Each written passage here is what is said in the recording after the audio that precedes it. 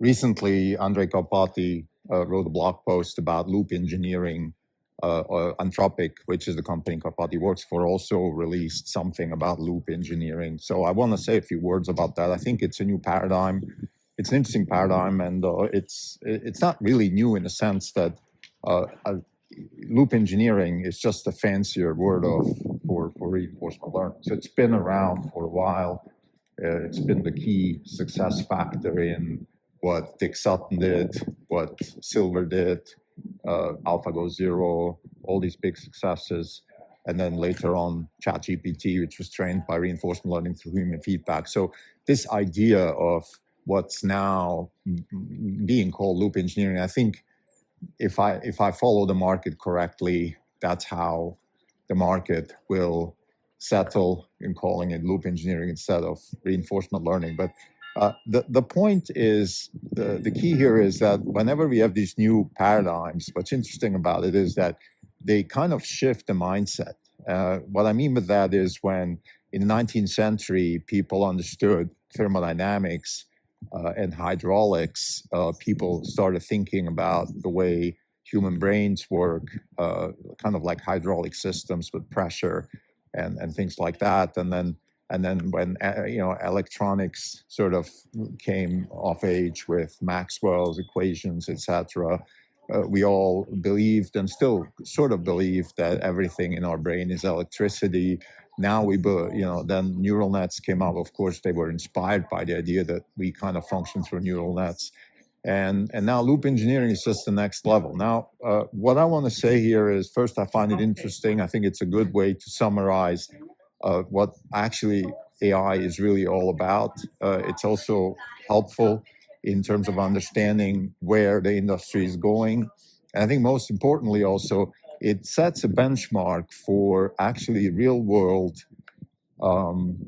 endeavors, not just AI. So anything you do in life should actually be sort of based on loop engineering. This is not even on podcast. It's July 18, 2026. This is Krim Belko. For the year, we're down 10%. The market is up 10. We're on by 20%. We've had quite a bit of a sell off last week in Tesla, about 6% for the week.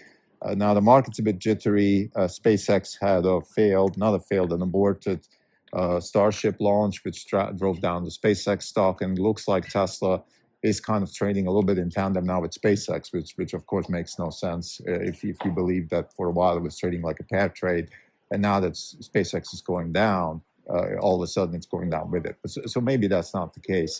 Earnings are next week. I think that's a big catalyst for the stock. In general, I think what's going on with the AI space, sorry, these are just some general comments. This is obviously not related to the topic of the podcast, but for new listeners, sometimes we give a little bit of context in the markets. This is still a hedge fund, and purpose of the podcast is to give people a sense for it feels like they're on a hedge fund. So we want to also keep people in the loop of how we're thinking about the markets and our positions, and then talk about the actual topic. So again, back to the markets. They are jittery for a couple of reasons, but I think generally we have a bit of a fatigue of the AI trade. So the AI trade, what we mean with that is the whole stack, the whole cake, sort of the electricity, chip, model, application, all of that. All of these stocks, starting with copper stocks that are necessary for electricity, with optical networking stocks, with chip stocks, with memory stocks, and then the cloud provider stocks, and all these. Just everything is a little bit on the sort of wait and see type scale now. They're still up a lot for the year in percent. They lost quite a bit in dollars. But the fatigue comes from I think 3 points. One is the value is not so clear because it's mispriced. People are kind of stopping the token maximization theme on the corporate side. So the question basically is, okay, there's a lot of value here in AI, but we don't really know what it's useful for, so we have to kind of stop spending money on it. Second, I think we have interesting new developments on the open source front, Nemotron by NVIDIA, and then Kimi 3 by Kimi, or K3 by Kimi, sorry. So these are open source models coming from China and the US. And the idea here, the big picture idea, I don't want to get entangled. If you want to know more about K3 and things like that. Please go read. There's many better sources than me here. But the point I think I want to make in general, which is important, is that we're getting away from the concept of using providers such as Anthropic or OpenAI as a one-stop shop for everything AI and corporate workflows. And we're sort of morphing to a more like, I want to have my own model in my own premises, trained on my own data. And the model can be an open source model like Nemotron or K3. And I think that makes a lot of sense for a lot of people. And that's also a big threat to the providers. I think fundamentally the way we see this panning out is, like most of the people, and this is actually a nice transition into loop engineering, and I'm going to say in a second why. What really matters is cost. Every company, every process, every economic actor eventually, fundamentally, is defined by his or her cost structure. That is just how it is. So what we're focusing on right now is, it's always the same thing, right? Tokens per dollar, watt per dollar, solutions per dollar. And that's why we're very comfortable with NVIDIA and Tesla, or the Elon Musk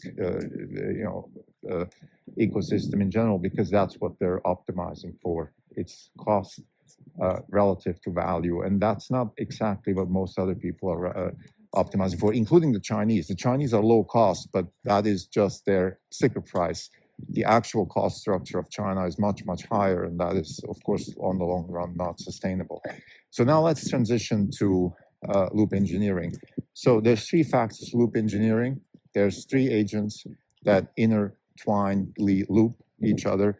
One is trying things. So let's say you're trying, let's say, make a, I'm going to use a real physical, or let's say, coding. So you're just writing, write me this piece of code. So one agent writes a piece of code. The another agent checks if the piece of code is acceptable or not. And the third agent evaluates the result. And you keep looping that by increasing the value. So this is why it's very similar to reinforcement learning. Now, whether you call the last one the evaluator a value function or something like that. So this is really, the blueprint is the actor critic model. So again, you have an actor which tries things. You have a critic which says, yeah, this is good, this is bad. And I'm going to give you a real world example, maybe to illustrate a little bit better. So, one of the first instances of loop engineering in the real world is actually SpaceX, or at least at scale. And there you can see it very well with Starship, right? Starship, so you try a new design, that is the trying part of the agent.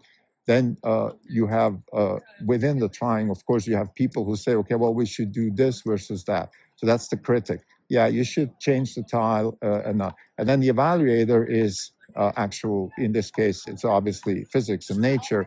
The evaluator just says, okay, given your goal, this is how much, this is the grade we're going to give you. Or if your goal is to, come back, go to orbit and come back in all pieces, then, we'll see whether you succeed or not. That's why, of course, physics is the best evaluator function, because at least that one you don't have to design, versus in sort of when you're not in the physics realm, you have to design all of these three things, and that's part of the challenge of AI in general. So I think I already gave away sort of the big, comment that I want to make here, which is fundamentally, I think loop engineering applies to everything, not just, coding or digital AI type stuff. It is the way intelligence moves forward. Like, you try new things, you check whether the new things are acceptable. So you have a sort of a critic function. Well, you can't, if you make new tasks for Starship, they can't be bigger than X. They cannot have certain materials. They need to follow a certain cost structure. And then the evaluator, again, is after you've done it, how good is it? So I think in general, again, this applies to any kind of AI. And I think this brings us to the main point here, which is, what exactly is AI actually?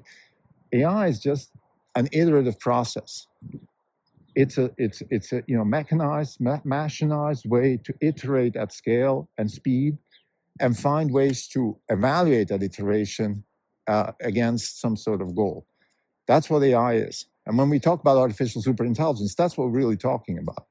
And that is going to happen. That is going to happen because there's no laws of physics or no reason whatsoever why we shouldn't be able to iterate at scale as long as we have, again, those three agents. One that can try, I think that's probably the easier one. You can just, let's say when you write code, you can just try all kinds of different codes. I mean, you don't necessarily have to do random, but you can really try crazy things. You can then have the critic, which simply, the critic is kind of like your parent that looks over you and just says, okay, you can't do this. This you can't do, but this you can. Yeah, it's crazy, but you can.